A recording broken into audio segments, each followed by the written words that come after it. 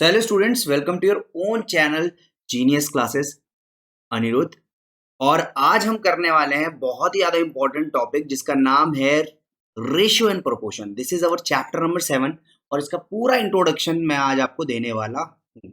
ठीक है। सो बच्चों, जब ये चैप्टर आता है ना रेशियो एंड प्रोपोर्शन, बच्चों को बहुत दिक्कत आ जाती है कि यार सर ये कैसे होता है सर, ये कॉम्पोनेंडो, डिविडेंडो, ऑल्टरनेंडो, फॉल्टरनेंडो, पता नहीं कितने नेंडो है भाई इस पे, तो इसको कैसे करना है सर।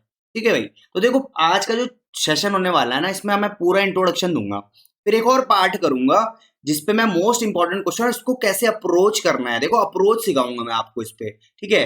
अपने को नंबर चाहिए भाई किसी भी तरीके से, तो अपने को कैसे नंबर मिलेगा वो मैं आपको बताने वाला हूँ। ठीक है। तो सबसे पहले स्टार्ट करते हैं भाई हमारा आज का सेशन। तो सबसे पहले क्या है, कंपोजिशन ऑफ रेशियो। तो रेशियो का कंपोजिशन क्या होता है, मान के चलो अगर मैं बोलता हूं भाई कि ए अपॉन बी, ठीक, इंटू सी अपॉन डी। क्या बोला मैंने, ए अपॉन बी इंटू सी अपॉन डी। तो भाई मैं इसको ऐसे लिख सकता हूं ना, ए सी अपॉन बी डी। बोलो सही है कि नहीं है। ठीक। और क्या मैं इसको ऐसे नहीं लिख सकता, ए सी रेशियो बी डी। तो यही क्या होता है, कंपोजिशन होता है। ठीक है भाई, रेशियो में कैसे मैं कंपोजिट करूं, एक रेशियो में कैसे मैं बनाऊं, इसी को क्या बोलते हैं, कंपोजिशन। क्लियर है। अगर मैं आपको बोल देता यहाँ पे, अगर मैं आपको यहाँ पे बोल देता इसको हटा के, सर इसको हटा दो आप, और मैंने इसको हटा भी दिया। और अगर मैं आपको बोल देता कि सर ठीक है मान लिया, अगर सर मैं इसको ऐसे बोलता कि सर 5/2, ठीक है भाई, अगर मैं आपको ऐसे बोलता कि भाई 5/2, ठीक है, इंटू 5/2, ठीक है, तो मैं इसको क्या लिख सकता था, 25/4। और क्या मैं इसको ऐसे नहीं लिख सकता, 25/4। बिल्कुल लिख सकता हूं। So this is the composition of ratio. ठीक है भाई, इसको बोलते हैं कंपोजिशन ऑफ रेशियो। सबसे पहले अगर हम रेशियो एंड प्रोपोर्शन कर रहे हैं ना, तो ये चीजें अपने को पता होनी चाहिए भाई। ठीक है, ये चीज अपने को पता होनी चाहिए। फिर आते हैं भाई डुप्लीकेट रेशियो। अब ये डुप्लीकेट रेशियो क्या होता है भाई, अगर मैं आपको बोलूं, अगर मैं आपको बोलूं अगर मैं आपको बोलूं कि भाई ए रेशियो बी, और इसका मुझे क्या चाहिए, डुप्लीकेट रेशियो चाहिए, तो मैं इस ए रेशियो बी को बताओ कैसे लिखूंगा, ए का स्क्वायर रेशियो बी का स्क्वायर। इसी को क्या बोलते हैं भाई, इस रेशियो का डुप्लीकेट हो गया। ठीक है भाई, समझ में आ रहा है। अगर मैं बोलूं एक्स रेशियो वाई, तो इसका डुप्लीकेट क्या हो जाएगा भाई, एक्स का स्क्वायर रेशियो वाई का स्क्वायर। ठीक है। अगर मैं बोलूं राम रेशियो श्याम, तो भाई इसका डुप्लीकेट क्या हो जाएगा भाई, राम का स्क्वायर रेशियो, स्क्वायर लिख दो भाई, रेशियो श्याम का स्क्वायर। क्लियर है कि नहीं है। तो ये क्या होता है भाई, ये होता है हमारा डुप्लीकेट रेशियो। ठीक है भाई, तो ये चीजें होती हैं, बड़ा इजी है ये चीज, आपको बस प्रैक्टिस करते रहोगे तो आएगा समझ में। ठीक है। फिर आता है ट्रिप्लीकेट रेशियो। अब यहां पे मैंने डुप्लीकेट किया, वहां पे क्या हो जाएगा, ट्रिप्लीकेट हो जाएगा। ठीक है भाई, ट्रिप्लीकेट में क्या होता है, बस सिंपल है। अगर मैं बोलूं ए रेशियो बी, इसका ट्रिप्लीकेट क्या हो जाएगा भाई, ए का क्यूब रेशियो बी का क्यूब। अगर मैं बोलूं एक्स रेशियो वाई, इसका ट्रिपलेट करना है तो एक्स का क्यूब रेशियो वाई का क्यूब। कोई दिक्कत तो नहीं है ना, बहुत बढ़िया। फिर आगे बढ़ते हैं, फिर आगे है हमारा सब डुप्लीकेट रेशियो। अब सब डुप्लीकेट, अब सब आ गया देखो, सब मतलब बोले तो अभी क्या होता था, डुप्लीकेट में स्क्वायर होता था, अब सब में क्या होगा भाई, अंडर रूट हो जाएगा। तो अगर मैं बोलूंगा भाई ए रेशियो बी, तो ये क्या हो जाएगा, इसका सब डुप्लीकेट हो जाएगा under root A ratio under root B. ठीक। अगर मैं बोलूंगा एक्स रेशियो वाई, तो इसका हो जाएगा under root x ratio under root y. Clear है कि नहीं है भाई। तो दिस इज सब डुप्लीकेट रेशियो। अब इसी का छोटा भाई सब ट्रिप्लीकेट रेशियो। अब यहां पे अगर मैं बोलूं एक्स रेशियो वाई, ठीक, तो इसका ट्रिप्लीकेट रेशियो हो जाएगा under root cube x ratio under root cube y. ठीक है भाई, तो ये हो जाएगा मेरा इसका सब ट्रिप्लीकेट। ठीक है भाई। अब इसको ना मैं ऐसे भी लिख सकता हूं, एक्स की पावर 1/3, ठीक है, रेशियो वाई की पावर 1/3। ठीक है भाई, तो दिस इज सब ट्रिप्लीकेट रेशियो। ठीक है भाई, तो यहाँ तक मेरे ख्याल से क्लियर हो गया होगा। ये छोटी छोटी सी चीजें हैं जो आप लोगों ने बचपन में करी थी, ठीक है भाई, ये आप लोगों ने बचपन से करते हुए आ रहे हो, ठीक है भाई। तो अब आते हैं हमारे मेन मुद्दे में, विच इज प्रोपोर्शन। यार ये प्रोपोर्शन होता क्या है? What is basically a proportion? तो यहाँ पे क्या है, an equality of two ratios is called a proportion. कोई भी दो रेशियो का, कोई भी अगर मैं किसी दो को कंपेयर करूं या इक्वालिटी में, इक्वालिटी ऑफ टू रेशियोज, जब भी मैं दो रेशियोज को इक्वालिटी पे रखता हूं तो वो क्या होगा, उसका प्रोपोर्शन हो जाएगा। जैसे कि अगर मैं बोलूं कि A ratio B equals to C ratio D, ठीक है भाई, तो मैंने इन दोनों को क्या किया, इक्वालिटी पे रख दिया, इक्वालिटी पे रख दिया, तो ये क्या होगा, एक प्रोपोर्शन होगा। अगर मैं मान के चलूं, ऐसा बोल देता 2:3, ठीक है, इज इक्वल्स टू 4:6, तो मैं इसको ऐसे लिख सकता था 2/3 इक्वल्स टू 4/6। तो ये क्या है, प्रोपोर्शन में है भाई, इट इज प्रोपोर्शन, ठीक है भाई, यहां तक क्लियर है। तो प्रोपोर्शन क्या होता है, an equality of two ratios are, या equality of two ratios is called a proportion, ठीक है भाई। तो यहां देखो a ratio B equals to C ratio d, तो मैंने उन दोनों को इक्वालिटी में रख दिया, ठीक, तो वो क्या होता है, एक प्रोपोर्शन होता है, ठीक है जी। तो यहां तक तो आपके बहुत अच्छे से समझ में आ गया। तो प्रोपोर्शन मैंने आपको बता दिया कि क्या होता है ना भाई। अगर मैं बोल दूं x/3 इक्वल्स टू 4/3, तो अगर मैं इसको ऐसे कर देता तो कि x/3 इक्वल्स टू 4/3, x की वैल्यू यहां से क्या आ जाती है, 4। तो ये क्या है, एक प्रोपोर्शन में, ये क्या है, एक प्रोपोर्शन में। क्लियर है, बहुत बढ़िया भाई, बहुत बढ़िया, ठीक है भाई। ऐसे ही करके मजे में चलना है भाई हमें, ठीक है, आईसीएसई पूरा फोड़ देना है, टेंशन मत लो।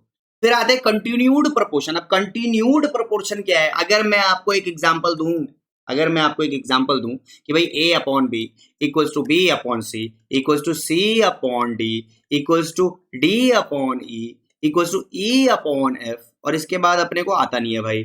तो कंटिन्यूड बोले तो यहाँ पे देखो, ये b और b, ये c, ये c, ये d, ये d, ये e, ये e, ये क्या होते हैं,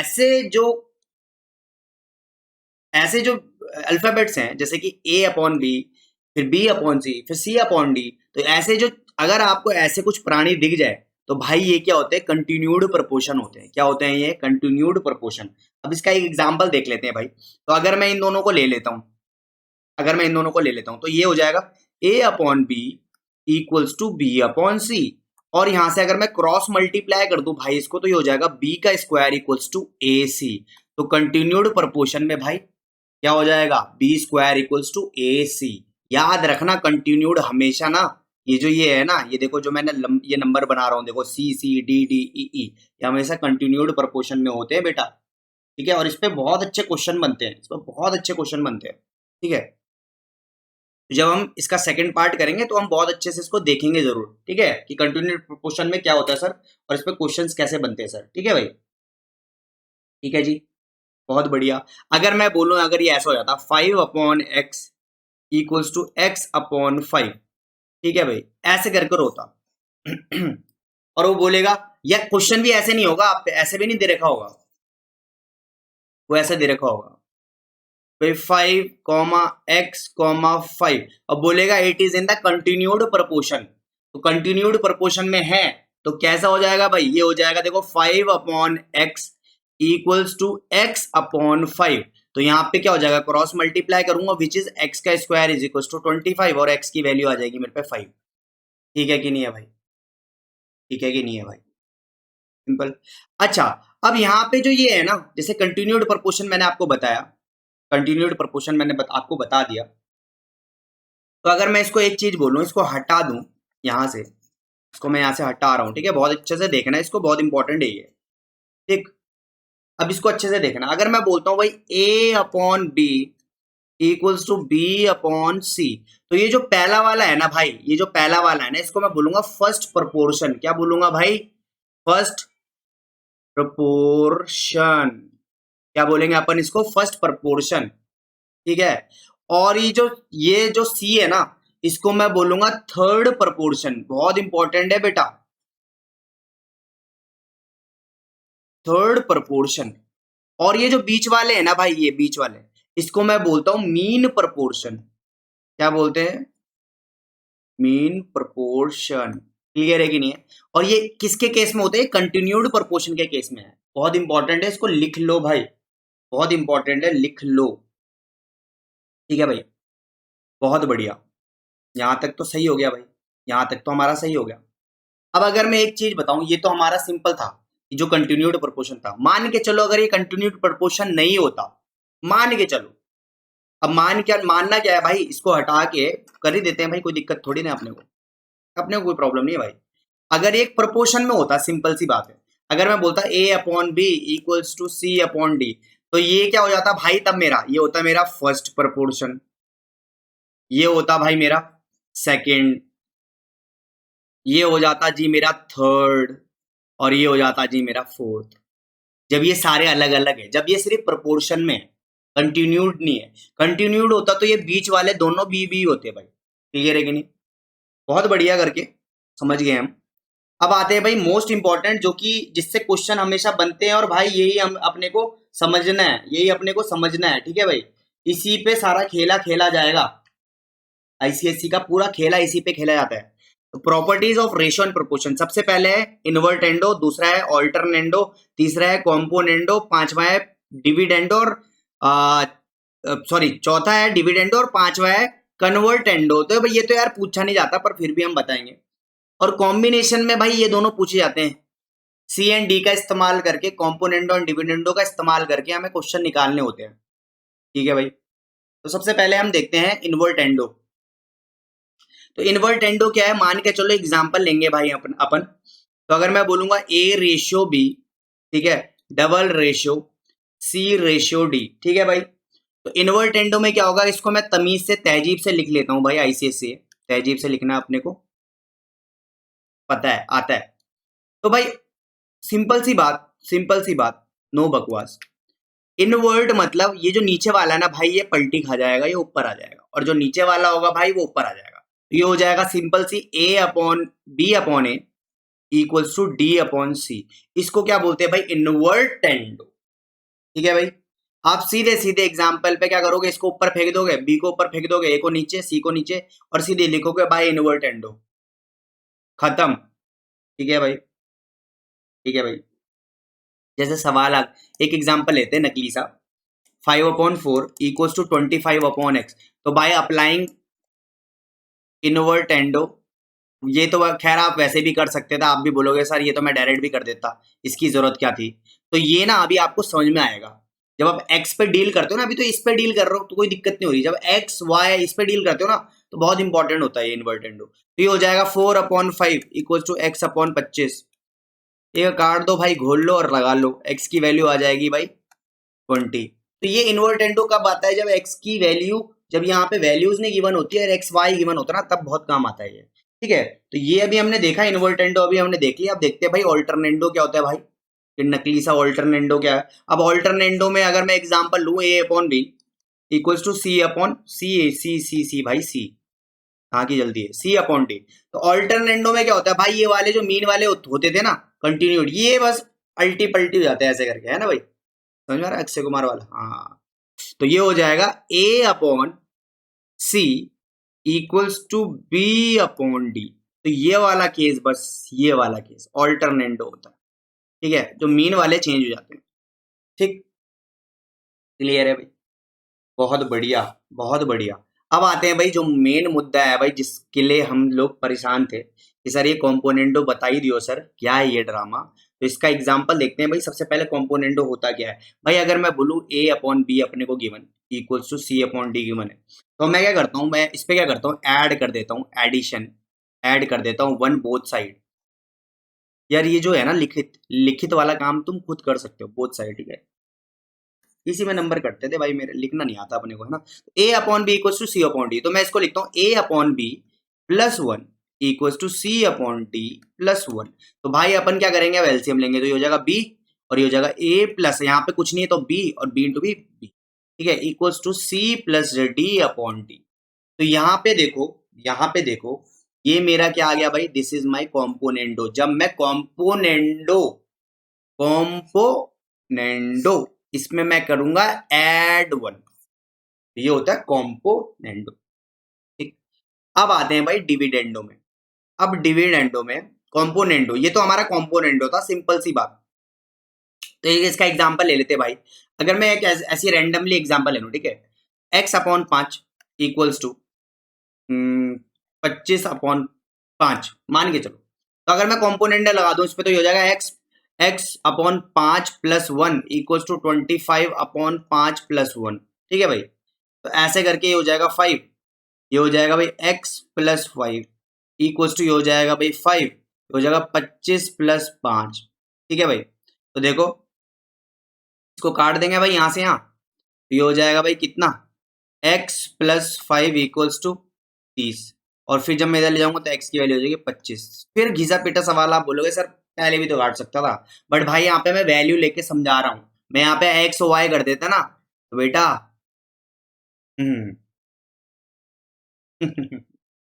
ठीक है। चलो भाई, तो यहां तक तो हमने कर लिया कॉम्पोनेंटो। ठीक, अब आते हैं भाई, आगे आते हैं डिविडेंडो में। अब डिविडेंडो में क्या होता था, कॉम्पोनेंटो में एडिशन होता था, और डिविडेंडो में हो जाएगा भाई नेगेटिव कर देंगे हम बोथ साइड। तो अगर मैं भाई एक काम करूं कि अगर a/b इक्वल्स टू c/d करूं, तो अगर डिविडेंडो में क्या होगा, बोथ साइड में -1 से सब्सट्रैक्ट कर दूंगा, तो a/b -1 इक्वल्स टू c/d -1। तो यहाँ पे फिर से वही वाला काम करूंगा, एलसीएम लूंगा, तो a minus B equals to c minus D upon D. ठीक, तो यहां तक हमारा ये कॉम्पोनेंटो आ गया। ठीक है भाई, और डिविडेंडो भी हमने देख लिया। ठीक है भाई, अब जब मैं इन दोनों को ना बोथ लगाऊं, कॉम्पोनेंटो भी और डिविडेंडो भी, अप्लाइंग बोथ, जब मैं क्वेश्चन में ना कॉम्पोनेंटो और डिविडेंडो लगाता हूँ ना, तो मुझे कैसे अप्रोच करना है, पहले तो देख लेते हैं कि भाई ये आया कहां से और क्यों आया। ठीक है, तो अगर मैं बोथ अप्लाई करूँ तो वो जो चीज है ना भाई, वो कैसे निकल के आती है पहले देख लेते हैं ना। तो अगर मैं बोलूँ a/b इक्वल्स टू c/d, ठीक है, अब अगर मैं कॉम्पोनेंटो और डिविडेंडो लगाऊं, तो कॉम्पोनेंटो से यहाँ पे मैं लिख लेता हूँ, जो मेरा c है, c से मेरे पे आया a plus b/b equals to c plus d/d, ये मेरा कॉम्पोनेंटो से आया था सेकंड। और डिविडेंडो से क्या आया था, a minus b/b equals to c minus d/d, ये मेरा सेकंड है, ये मेरा डिविडेंडो से आया था। ठीक है भाई, अब अगर मैं क्या